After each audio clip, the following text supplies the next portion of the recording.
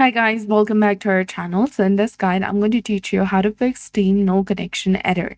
So this guide will help you troubleshoot and resolve no connection errors in Steam. So first, ensure that your internet is working correctly and your Wi-Fi is stable, strong, and reliable. You can also check this by working on a website in your browser. If not, restart your router and try connecting again. Now restart Steam. Completely close the Steam application from the background. And then after open your task manager, here under processes, if you see any Steam processes, go ahead and right click on it and select end task. Then after reopen Steam.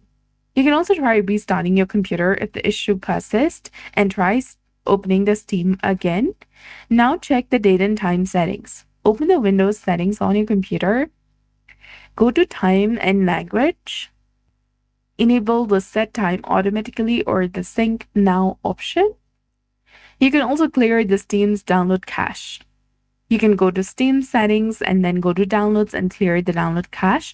Then after, the Steam application will restart on your computer and you will need to log in again. Now, if you can't open Steam, you can press Windows plus R to open your run dialog box. Here, enter this command, then click on OK. Then after restart Steam. You can also try verifying the firewall settings. So open Windows Security on your computer. Then go to Firewall and Network Protection. Select Allow an app through a firewall. And ensure that Steam is allowed through your firewall.